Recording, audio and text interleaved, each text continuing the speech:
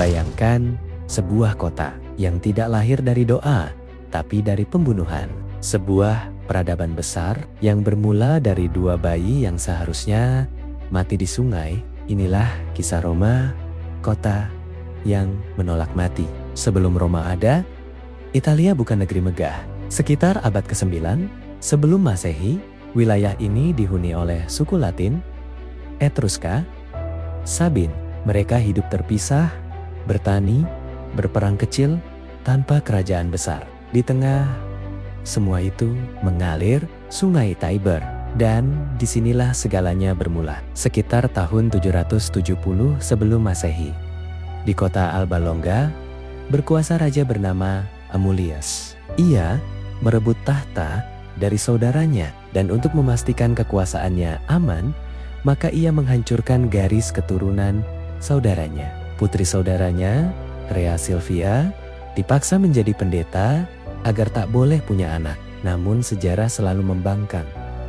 Rhea Silvia melahirkan anak kembar bernama Romulus dan Remus. Tak mau ambil risiko, Amulius memerintahkan buang bayi itu ke sungai Tiber. Mereka seharusnya mati. Keranjang bayi itu hanyut, air sungai surut. Takdir campur tangan. Mereka terdampar di kaki bukit Palatine. Legenda berkata, seekor serigala betina menyusui mereka. Fakta sejarah berkata, mereka diselamatkan oleh seorang gembala. Namun apapun kebenarannya, yang pasti dua anak itu selamat, serta tumbuh kuat, keras tanpa takut, seperti Roma nantinya. Saat dewasa, Romulus dan Remus mengetahui asal-usul mereka. Mereka menggulingkan Raja Amulius, mengembalikan tahta keluarga. Namun satu masalah muncul. Mereka ingin mendirikan kota baru. Di lokasi yang sama, pertanyaannya, 1. Siapa yang memimpin? Kemudian pertengkaran berubah jadi amarah. Amarah berubah jadi pembunuhan. Romulus membunuh Remus.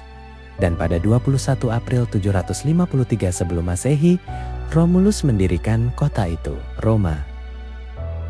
Roma lahir dari darah dan akan hidup dengan darah. Roma awal bukan kota bangsawan. Penduduknya adalah para buronan, budak yang kabur, prajurit gagal, serta orang buangan. Roma menerima siapapun asal setia. Inilah DNA Roma. Lebih baik brutal daripada mati. Selama 244 tahun, Roma dipimpin 7 raja. Beberapa membangun jalan, tembok, dan sistem hukum awal. Namun, raja terakhir, Tarquinius Superbus, memerintah dengan teror, pelecehan, penindasan, kekerasan. Semua itu membuat rakyat muak. Tahun 509 sebelum Masehi, rakyat Roma bangkit. Raja diusir, monarki dihancurkan. Rakyat Roma bersumpah tidak akan pernah ada raja lagi. Kemudian lahirlah Republik Romawi.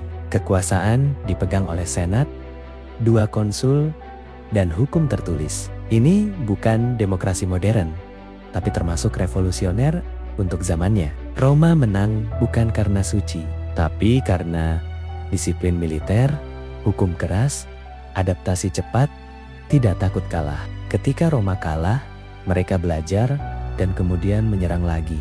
Inilah sebabnya, dari kota kecil di Italia, Roma berubah jadi penguasa Mediterania.